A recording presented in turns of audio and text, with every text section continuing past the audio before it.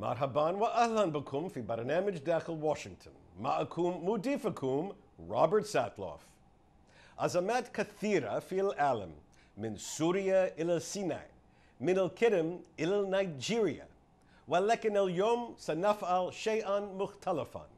بدلا أن يتحدث خبير السياسة الخارجية أدوى لجنتنا عن الأزمات التي تتصدر عناوين الصحف، سندهما إلى التحدث عن نفسهما. من بين أكثر من 300 مليون أمريكي، كيف أصبحت نخبة مختارة صانعة للسياسة الخارجية الأمريكية؟ ما الخيارات التي اختارهما؟ ماذا درسوا؟ كيف دخلوا مجال الخدمة الحكومية؟ من ساعدهم في الصعود إلى القمة؟ ما الدور الذي لعبته السياسة في مسيرتهم المهنية؟ وما النصيحة التي يقدمونها للشباب اليوم الذين يطمحون إلى تولي منصب وزير الخارجية بعد 20 و 30 عاما من الآن؟ اليوم في برنامج داخل واشنطن نلقي نظرة على حياة أدوى لجنتنا خبيري السياسة الخارجية دينيس روس ووان زراتي ومسيرتهما المهنية.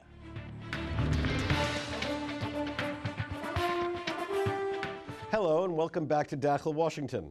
I'm sitting here with our panel of foreign policy experts today, not to talk so much about what's going on in the world, but to talk about how these gentlemen made outstanding careers helping to shape what America does in the world.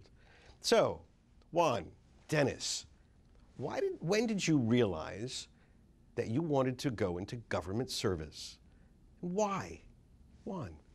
Well, first of all, Rob, let me say I'd rather just sit here and listen to Dennis because he's had such a storied career. And for the audience out there, you should know what a living legend and diplomatic giant Dennis is. So, okay, but in terms of my government service, I knew I wanted to be involved at least as a prosecutor. And so I went to law school knowing that I wanted to be in the public space as a prosecutor. I had family members who were prosecutors. An uncle who was a judge, and so there was a sense of. So these are lawyers that go after bad guys. Lawyers that go after bad guys, right? But I was also interested in international affairs, and so I'd written quite a bit about this in undergrad. My senior thesis had become a book on U.S. foreign policy in Central America. I'd written a third-year paper at Harvard Law School talking about the growing use of private military companies around the world, what this meant for international law. So I was very interested in it, and I was given the opportunity early on to join the Department of Justice in what I thought was the most interesting part of their work in the 1990s that had international implications, which was the prosecutors doing work on terrorism.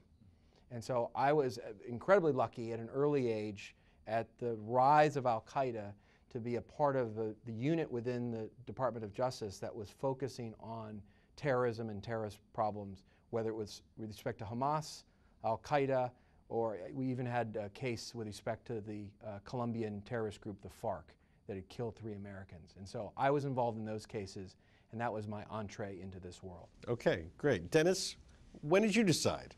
You know, I was a kid during the first Kennedy administration, and then I was a freshman in college during the time of the 1967 war and Robert Kennedy.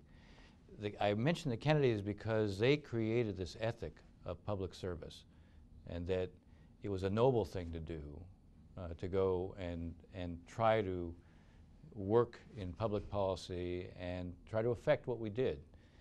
And so I was socialized very heavily by that.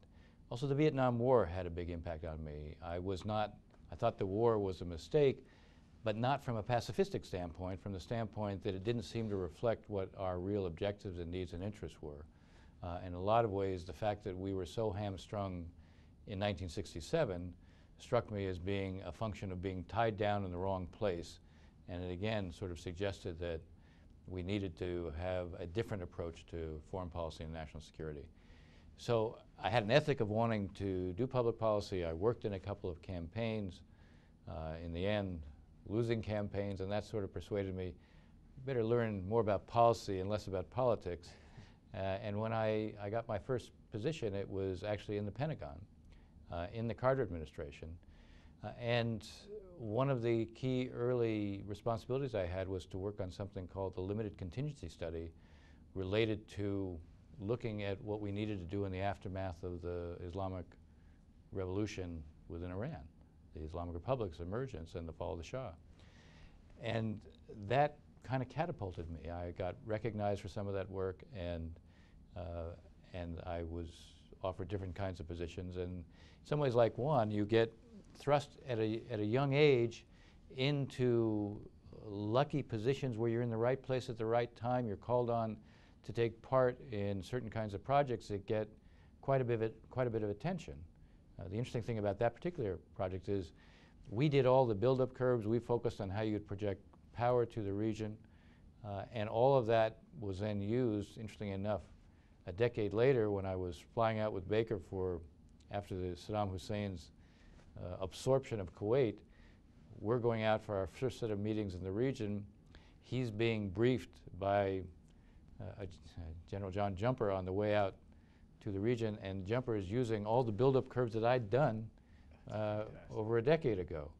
So in a sense, I got thrust into these positions, and I had a kind of impulse to want to be working on these kinds of issues as someone at a very young age, and I had opportunities from a pretty young age. So you started in justice and you started in the Pentagon. Were these first positions what you thought they were going to be when you were still students thinking about going into government? Was the reality, did the reality exceed your expectations, or was it underwhelming, shall we say?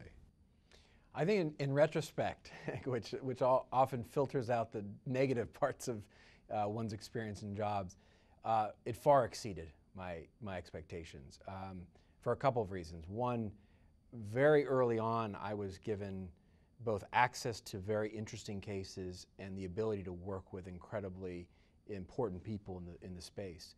And so one of the first cases I was able to work on was the embassy bombings case, the East African bombings, where Al-Qaeda was responsible.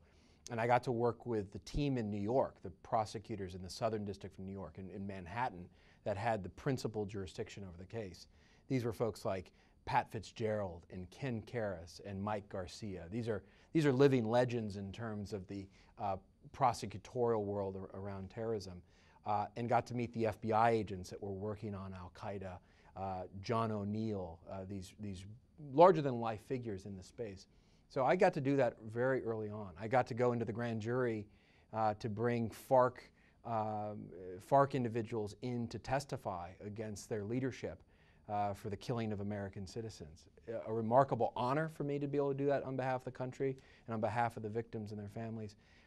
And that was important. And then finally, I got to work on the USS Cole case, which was the bombing of the USS Cole in Aden Harbor in October 2000 by Al-Qaeda, which almost sank the vessel, resulted in the death of 17 of our sailors.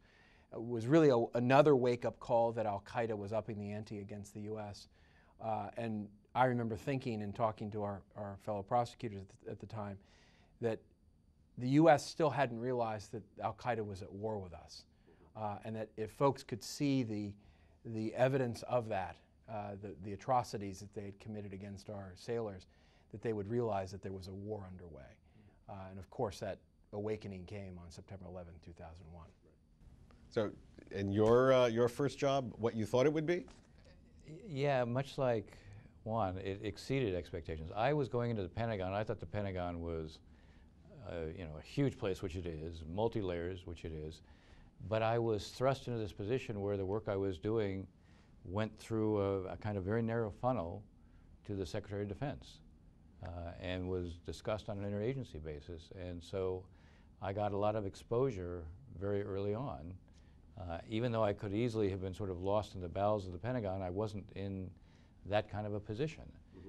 And so I often tell my students that, you can look at these, learn how to write well, because if the better you write, the more clearly you express yourself, the more you're likely, in a sense, to be noticed.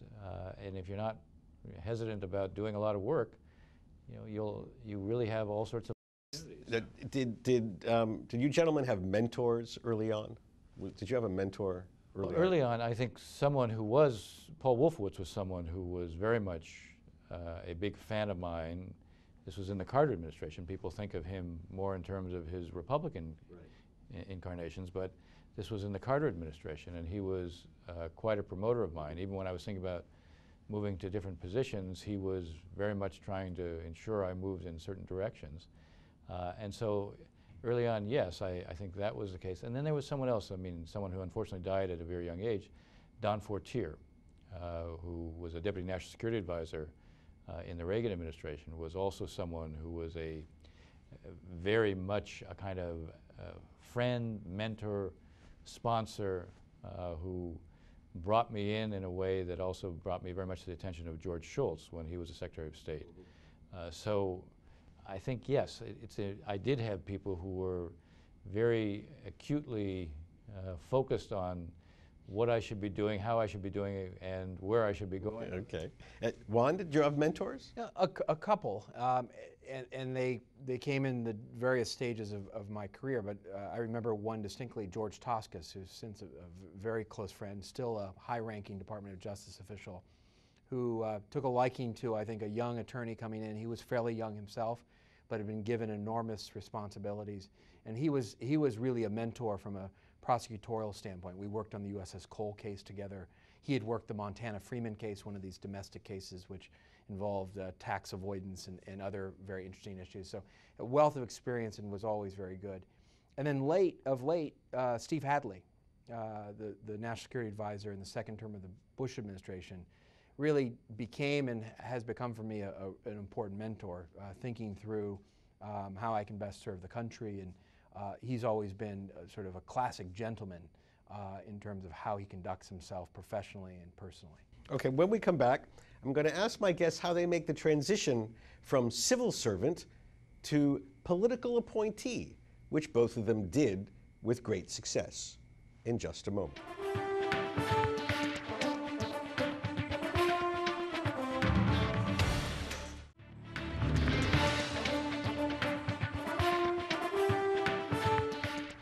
Again, my panel of foreign policy experts includes these two handsome gentlemen, Juan Zarate and Dennis Ross. Juan is Senior Advisor to the Center for Strategic and International Studies and the Senior National Security Consultant and Analyst for CBS News. Dennis Ross is my colleague and counselor to the Washington Institute for Near East Policy, which he rejoined after 3 years in the Obama administration, first in the State Department, and then as Senior Director for the Central Region on the National Security Council. Dennis is... Now, gentlemen, in our system, thousands and thousands of people are civil servants, but yet a small number, only a few thousand, make it to be much higher level political appointees. Those people are vetted as much for their politics as for their competence. In your case, it was easy. Now, how do you do that? Are you politically active? Were you politically active earlier? How do you make that transition? Juan, let me start with you. I think I had a different path than most political appointees. I didn't join a campaign. I've actually never been a part of a political campaign. I joined the government as a career prosecutor, starting in the Clinton administration under Attorney General Janet Reno. And so I didn't have a classic path of joining the political ranks by being a part of political campaigns or that political process. What happened in my case was that the new political team for the Bush administration was assembling their senior ranks, including at the Treasury Department. And they needed somebody to come to be a senior advisor, a policy advisor on international security matters, and anti-money laundering, terrorist financing, and I was asked to come over to serve in a fairly senior role at an early stage in my career. And that conversion from a career prosecutor to a high-level Treasury advisor to one of the 3 undersecretaries at the Treasury at the time was then the political conversion. To have that role, to be in that inner circle, I then had to convert to a political stance. I was a Republican, so it made sense in a Republican administration, and so that's where the conversion happened. Okay. Dennis? Mine is somewhat more interesting and different. I was first, when the Reagan administration came in, Paul Wolfowitz was the first appointee in the State Department by then Secretary Alexander Haig.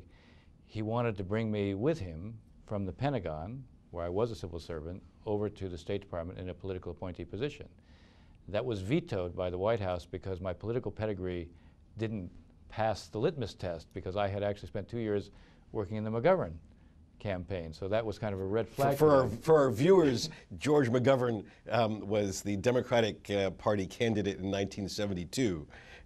Definitely not a Republican. Definitely not a Republican. So I was brought over on a rotation. When I went back to the Pentagon, I was still in a civil service position. I chose to leave. I was offered an academic position. I chose to leave, but there was a real effort by Don Fortier, among others, to try to persuade me not to leave at the time.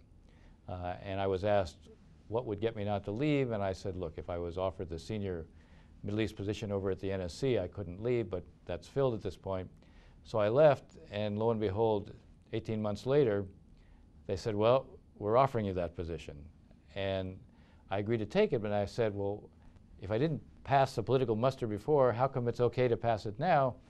And they said, at this point at the White House, doesn't matter. If we say you're okay, you're okay. So at that point, I was a political appointee. I got to know in that position the then Vice President very well. In fact, I took, he took George Bush. George H.W. Bush. George H.W. Bush. He took a trip to the Middle East shortly after I came to the White House. And you know, for a variety of reasons, he took a real liking to me. And he asked me to brief him periodically, and then in the spring of 1988, I was asked, would I leave the NSC and be the foreign policy advisor to his campaign? Now, for me, it was actually a leap, because I had actually been, unlike Juan, a lifelong Democrat. And I liked the Vice President a lot, and so I agreed to do that. And so that kind of catapulted me to a different level. I was actually offered, when he won, the Deputy National Security Advisor job, and also the position with Secretary Baker. Having been on the NSC, and there had been a scandal there because of Ollie North and company, I chose at that point, because I thought that Baker would be where the action really was in terms of conceptualization and implementation. I chose to go with him, and so that's how I sort of rose to those levels. The rest is history. The rest is history. So tell me about your first meeting with the President of the United States. Any President of the United States. Dennis, you want to go first? Well, my very first meeting with the President of the United States was Ronald Reagan, because I was at the NSC, and I was asked to brief him for his meeting with King Hussein. And I was in the one-on-one meeting with him, and then I was in the larger meeting. Now, it is interesting, I was told at the time when I prepared the points for him, just to do cue cards, not to do the full talking points, just to do cue cards, to do themes and cue cards. And I was told that that would be enough for him. And as I discovered in the one-on-one meeting, that was not enough for him. And so at certain points when the king was looking at him, not quite understanding what he was saying, I was kind of asked to fill in. And so that was really my first serious encounter with the President of the United States. And you, Juan? Mine was a meeting in the Roosevelt Room with President Bush in his first term. This is President George W. Bush. Yes. And this was late 2002, early 2003, where we were meeting with the President with respect to the Patriot Act and sort of the implementation of the Patriot Act, which had been passed after September 11th, what the implications were, complications, advantages, et cetera. Interestingly, that meeting was chaired by the President, but led on our side by Jim Comey, who was then the Deputy Attorney General, now the head of the FBI. I was there representing the Treasury Department, and so I was able to brief the President on a whole host of things we were doing pursuant to the Patriot Act. And it was my first encounter with him. Later on, I got to be with the President a lot more, obviously, when I became the Deputy National Security Advisor for combating terrorism. All right, gentlemen, we only have a few seconds left. What's one really smart piece of advice you can give to young people who want to have careers as successful as the ones you've had. Dennis? Well, what I said earlier, learn to express yourself very clearly. Most importantly, learn to express yourself in writing in a way that can be compelling. Be focused, be clear, have a point to make, and know how to do that in a fashion that grabs attention. Juan? Complement to that, focus on what you're doing now and do it exceptionally well. I think one of the things I find with young people coming up now is they're gauging and they're planning for the future, for the next 2 or 3 jobs ahead, instead of focusing on doing what they're doing now incredibly well and creating opportunities by the very nature and substance of what they do versus the networks or the planning that they're attempting to do. Okay, very good advice. Thank you so much for this excellent discussion. Thank you. بهذا نصل إلى نهاية هذه الحلقة من برنامج داخل واشنطن. إذا كانت لديكم أي استفسارات أو تعليقات حول هذه الحلقة، وخاصة حول الرجال والنساء الذين يصنعون السياسة الخارجية الأميركية، أرجو أن تراسلوني مباشرة على عنوان البريد الإلكتروني التالي insidewashington@alhurra.com. معكم روبرت ساتلوف. شكرا لكم وإلى اللقاء.